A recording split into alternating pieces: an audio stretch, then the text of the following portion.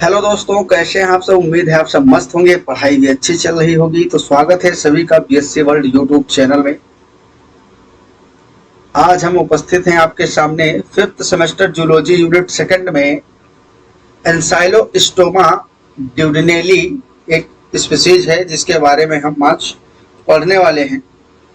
ठीक है, तो इससे पहले की जितने भी लेक्चर हैं संभवतः आपने देखे होंगे सभी, और आपको सीरियल वाइज हर एक लेक्चर को देखना है, प्रॉपर नोट्स भी बनाने हैं।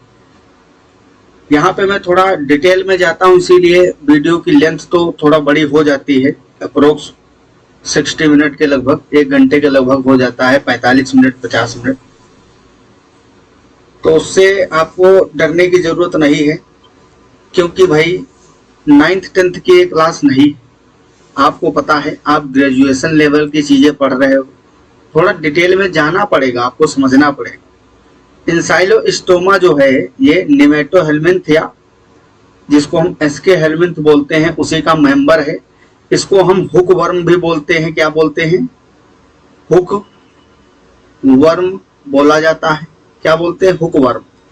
जैसा कि इंग्लिश में मैं नोट्स लाता हूँ, साथ में जो वर्ड थोड़ा टफ है उसका हिंदी भी बताता हूँ, इसलिए कि हिंदी के जो छात्र छात्राएं हैं उनको भी समझ में आए चीजें। हुक वर्म बोलते हैं एंसाइलोस्टोमा को। हिंदी में इसको अंकुश क्रम बोला जाता है। क्या बोलते हैं? अंकुश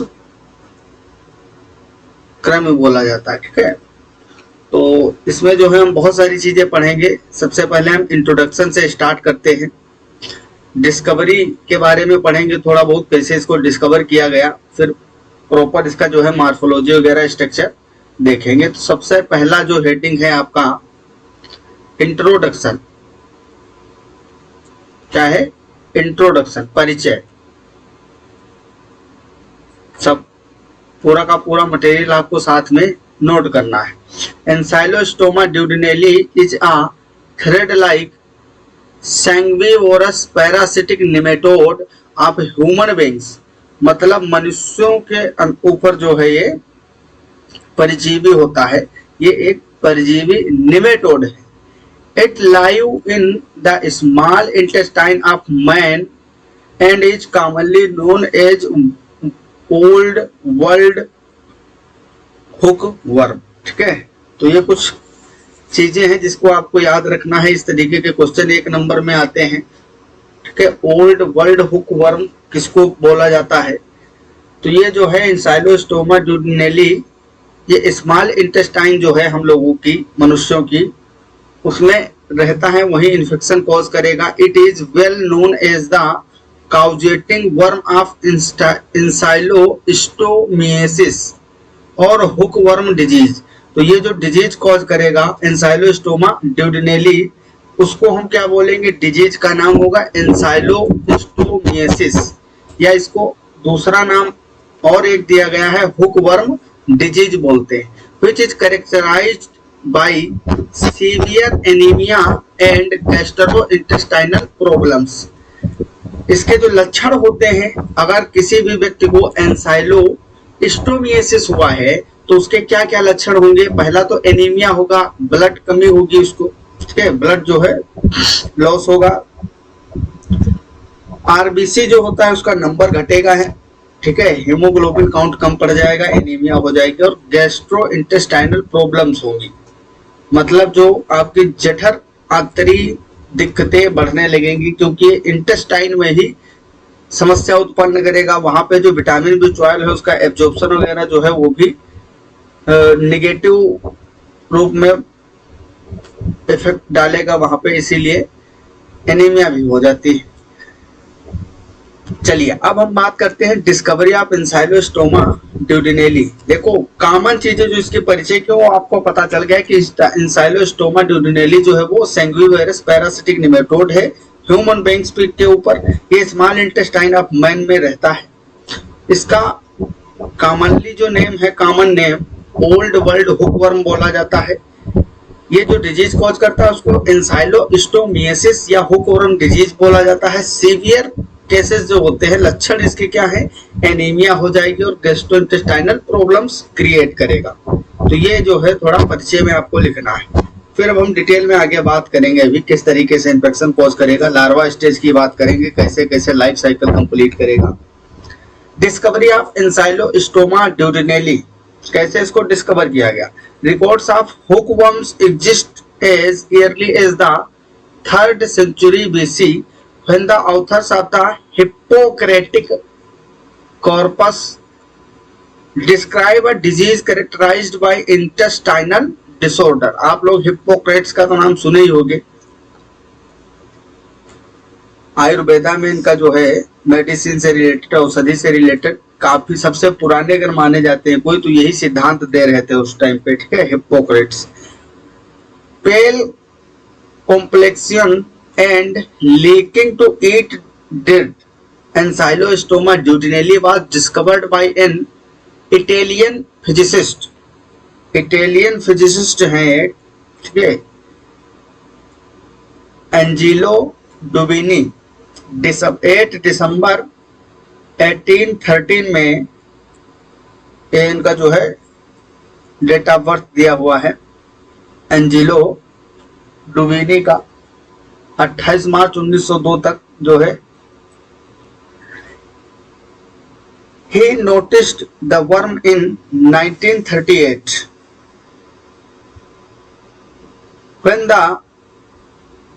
when he was doing an autopsy of a woman. In succeeding years he observed the parasite during other autopsies too and named the parasite Encylostoma duodenale.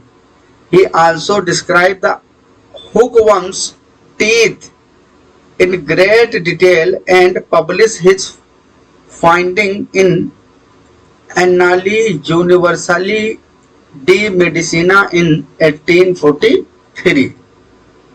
तो ये जो है थोड़ा सा डिस्कवरी से रिलेटेड है। आप चाहें तो ये वाला पार्ट छोड़ सकते हैं, ठीक है, बस थोड़ा सा याद रखना। इटालियन फिजिसिस्ट थे एंजेलो डुबेनी, जिन्होंने जो है डिस्कवरी से रिलेटेड काम किया था इसकी। बाकी आपको नहीं भी याद रहेगा तो कोई दिक्कत नहीं, ये इधर भी कुछ साइंटिस्ट हैं, इनके बारे में आपको नॉलेज मिल जाएगा, ठीक है, कुछ थोड़ा बहुत पढ़ लेंगे आप, पीडीएफ मिल जाएगा। अब यहाँ पे हम बात करते हैं जियोग्राफिकल डिस्ट्रीब्यूशन की। तो आपको जो है पूरा टोटल मैप वगैरह में मैं सब कुछ बताऊंगा कि कहाँ कहाँ पे ये पाया जाता है। जियोग्राफिकल डिस्ट्रीब्यूशन ऑफ एंजाइलोस्टोमा ड्यूडेनेली, मतलब जो इसका भौगोलिक वितरण है, कहाँ कहाँ ये होता है, पाया जाएगा, कहाँ कहाँ डिजीज कॉज करेगा। Ancylostoma duodenale is largely distributed in the tropical and sub tropical region of the world. मतलब ट्रॉपिकल रीजन तो आपको पता ही होगा भाई, ये अर्थ है, इसमें इक्वेटर होता है बीच में, विषुवत रेखा जो 0 डिग्री पे होता है, इससे 23.5 डिग्री नॉर्थ और साउथ में, 23.5 डिग्री नॉर्थ और 23.5 डिग्री साउथ में ये जो इतना पार्ट होता है इसको हम बोलते हैं ट्रॉपिकल रीजन। क्या बोलते हैं? ट्रॉपिकल रीजन, ठीक है। तो ये आपको पता होगा, tropical, sub tropical, temperate region. तो मेनली एंजाइलोस्टोमा ड्यूडेनेली जो होता है ये, इसका डिस्ट्रीब्यूशन आपको ट्रॉपिकल और सब ट्रॉपिकल रीजन में मुख्यतः मिलेगा, specially in areas where humidity and temperature are favourable for the development. वे अनुकूल परिस्थितियों में ही तो रहेगा।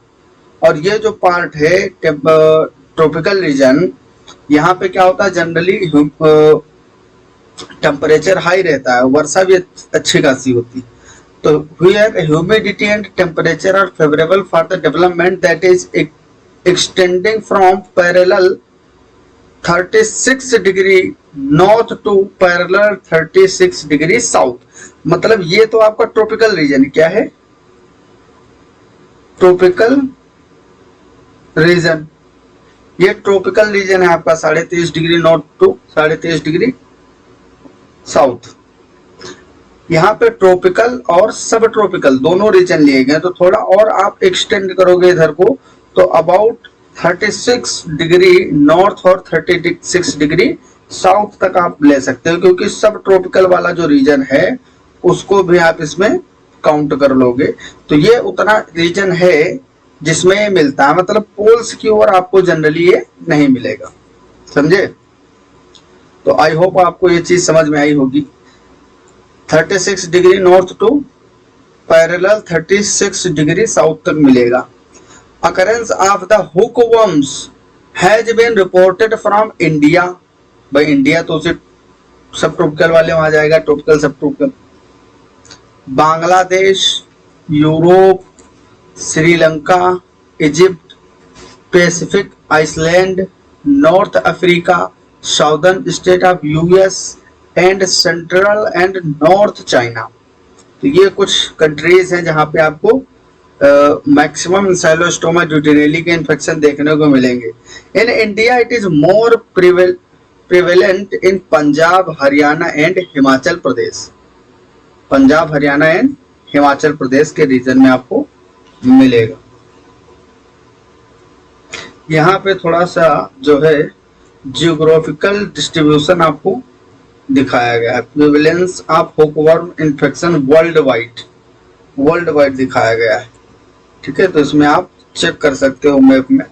कैरेक्टरिस्टिक फीचर्स ऑफ इंसाइलोस्टोमा ड्यूडेनेली, मतलब जो मुख्य लक्षण है इसके, मुख्य लक्षण उसकी बात करने जा रहे हैं। कौन कौन से इसके लक्षण है, यहां से आपका बहुत ही ज्यादा इंपॉर्टेंट पार्ट स्टार्ट होने वाला है, क्योंकि मॉर्फोलॉजी फिजियोलॉजी से मैक्सिमम क्वेश्चन आते हैं।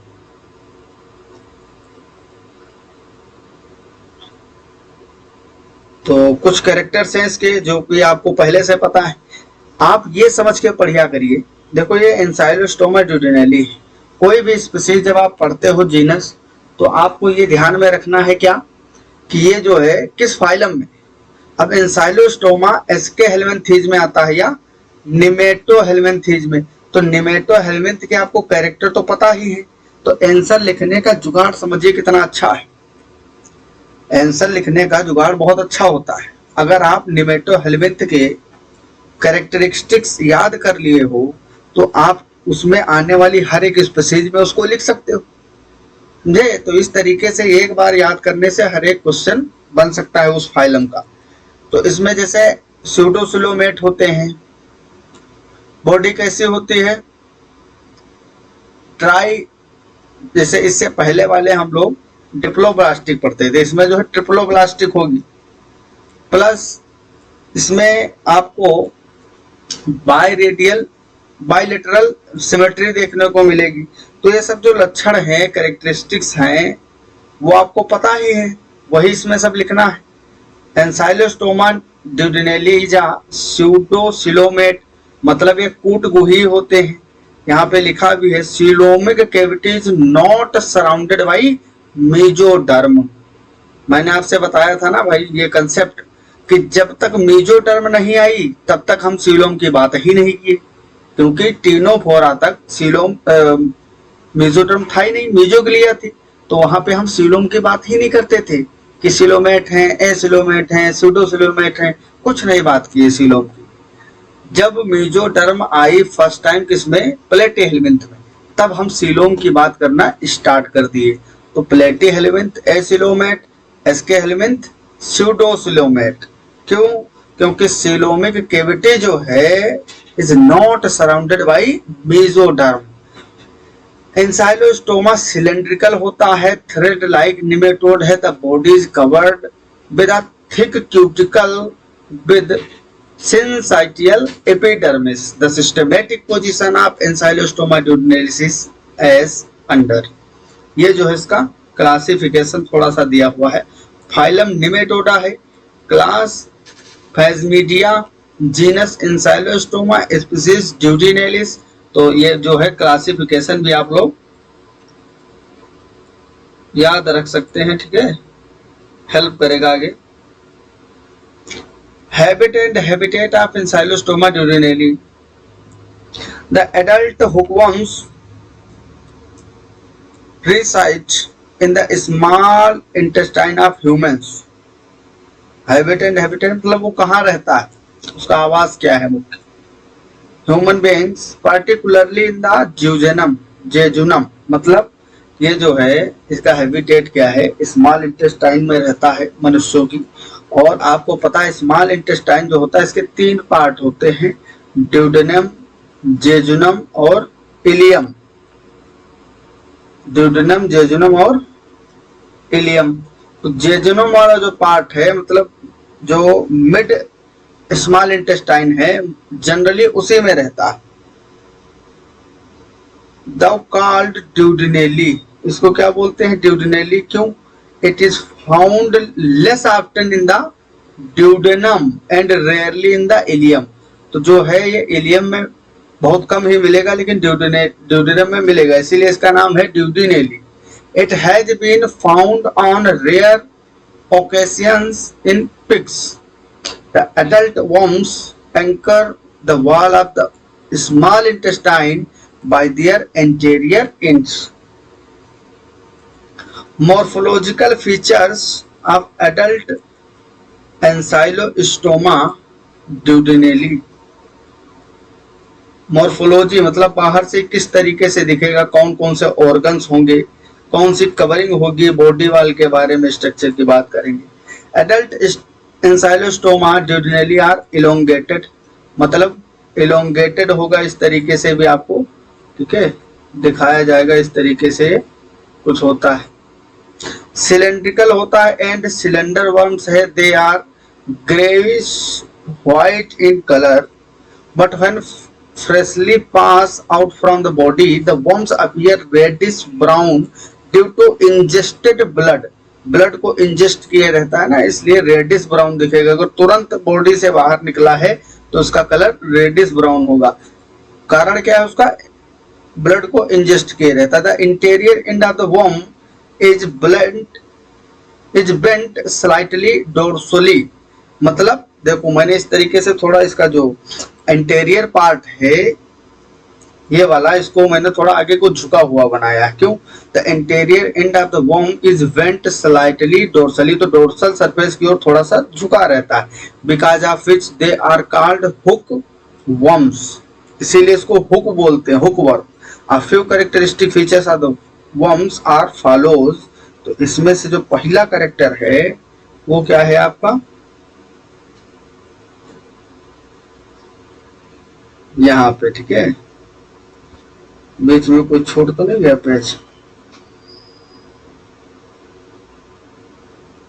तो सबसे पहले हम बात करते हैं बक्कल कैप्सूल की, ठीक है। माउथ से स्टार्ट करेंगे, इंटीरियर पार्ट से, और टोटल जितने भी ऑर्गन्स है पोस्टीरियर पार्ट तक सबको बारी बारी से पढ़ेंगे। नंबर 1 है आपका buccal capsule. The worms possess well developed buccal capsule, इसमें जो है सुविकसित बक्कल कैप्सूल होगा। माउथ के अंदर वाला वही पार्ट जो है गुहा, which is lined with a very hard cutaneous substances, मतलब इसके अंदर, मुंह के अंदर जो मुख गुहा है, बक्कल कैप्सूल है, वो काफी हार्ड सब्सटेंस से लेपित है।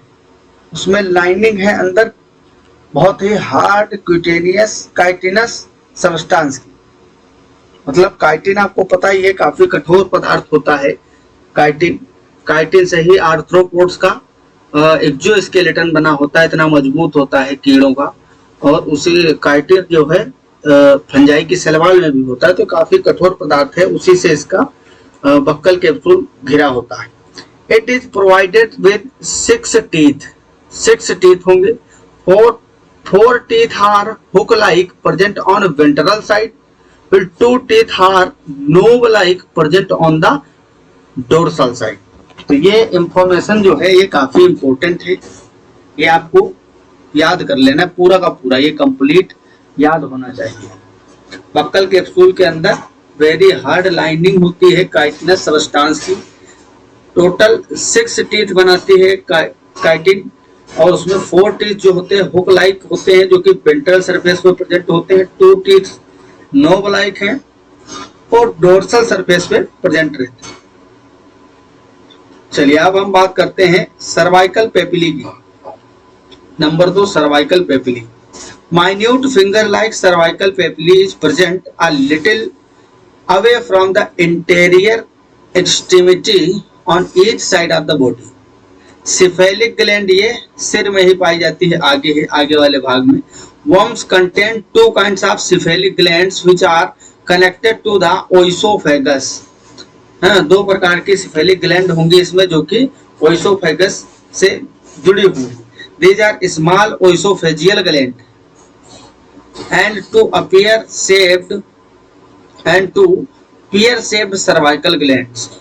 The secretion of the oesophageal gland prevent clotting of the ingested blood. मतलब सोचिए, देखो इसमें ये जो ओइसोफेजियल ग्लैंड है काफी इंपॉर्टेंट है ये लाइन, समझिए।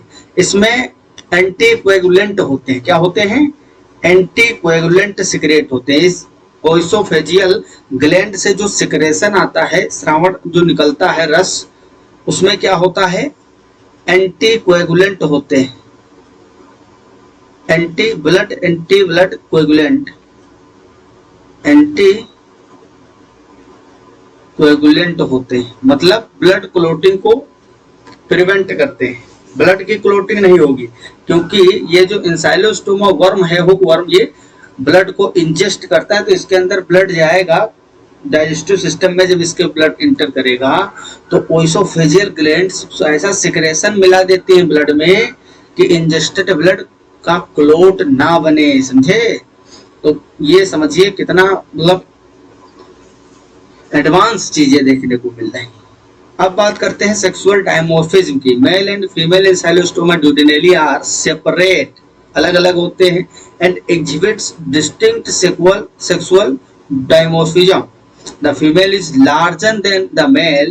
It has a straight and pointed caudal end, while male has a wider caudal end because of the presence of bursa copulatrix. bursa copulatrix जो कि copulatory bursa है। copulatory bursa is an invagination of the body wall, ठीक है? Body wall से ही थोड़ा सा उभार निकल आता है बाहर, जिससे कोपुलेटरी ऑर्गन बनता है, copulatory versa. Around the genital aperture, जो जेनाइटल अपर्चर उसके चारों ओर एक बॉडी वॉल से थोड़ा उभार निकलता है बाहर, invagination. And is supported by 13 rays. It has 2 protrusible spicules will help in sperm transfer during the copulation. Also, as in other nematodes, the digestive system and reproductive system of female adults open separately via anus and gonopore, whereas male ancylostoma has single opening called cloaca for the both the systems. तो ये एक important line है आपके लिए। Maximum जो आपको देखने को मिलेगा निमेटोड्स में, जो फीमेल निमेटोड्स हैं उसमें रिप्रोडक्टिव सिस्टम की ओपनिंग जो है वो अलग होगी और डाइजेस्टिव सिस्टम की ओपनिंग अलग होगी। डाइजेस्टिव सिस्टम कहाँ ओपन होगा? एनस में, ठीक है, खत्म होगा। और रिप्रोडक्टिव सिस्टम की ओपनिंग क्या है? गोनोपोर। बट मेल में क्या होता है?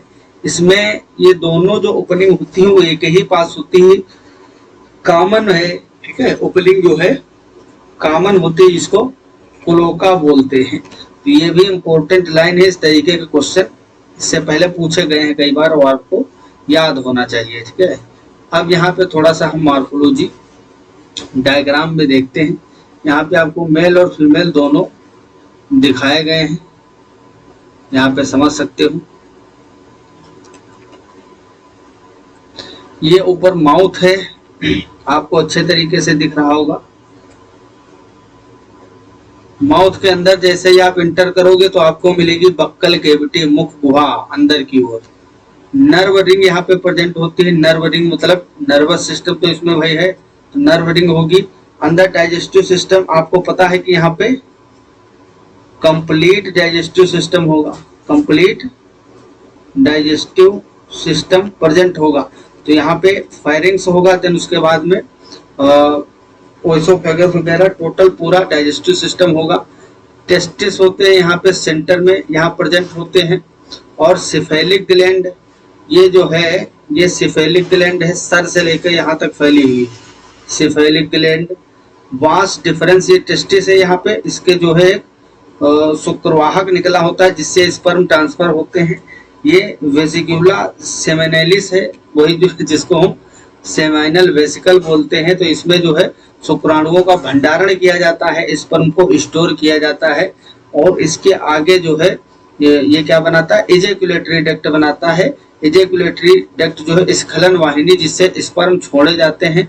यहाँ पे सीमेंट ग्लैंड होती है, और कोपुलेटरी स्पिक्यूल्स यहाँ पे दिख रहे हैं, इसको बोलते हैं क्लोका, क्योंकि यहाँ पे डाइजेस्टिव और रिप्रोडक्टिव दोनों के दोनों सिस्टम कॉमन अपर्चर में खुलते हैं, जिसको क्लोकल अपर्चर बोला जाता है। यहाँ पे जो है कोपुलेटरी वर्षा है, ये बॉडी वाल का जो है उभार बाहर की ओर इस तरीके से निकल जाता है, इसको बोलते हैं कोपुलेटरी वर्षा। ठीक है, ये यहाँ पे एक ग्लैंड होती है, एक्सक्रीटरी पोर होता है जहाँ से उत्सर्जित पदार्थ निकलते हैं। सर्वाइकल ग्लैंड ये जो है, ये सर्वाइकल ग्लैंड है। फेरिंग्स दिखाया गया है फीमेल में। यहाँ पे फीमेल में ओवरी होंगी, उसमें भाई टेस्टिस था तो फीमेल में ओवरी होंगी। यहाँ पे यूट्रस है, मिडगट आपको दिखाया गया है। यहाँ पे एक पोर होता है जिसको गोनोपोर बोलते हैं, इसके अंदर वेजाइना है। ये आपको स्टेरस यूट्रस जो है दिखाया गया है यहाँ पे, और ये ओवरी अंडाशय है। प्रोक्टोडियम यहाँ पे एक ऑर्गन्स होता है, और यहाँ एनस अलग दिखाया गया है। आपको देख लीजिए यहाँ पे जो है एनस है जो कि डाइजेस्टिव सिस्टम का एंड है, और यहाँ पे गोनोपोर एक सेकंड पोर देखने को मिलता है जहाँ पे रिप्रोडक्टिव सिस्टम की ओपनिंग होती है। तो दो पोर अलग अलग होते हैं, बट मेल में आप देखोगे ऐसा कुछ भी नहीं है। ठीक है, ये जो है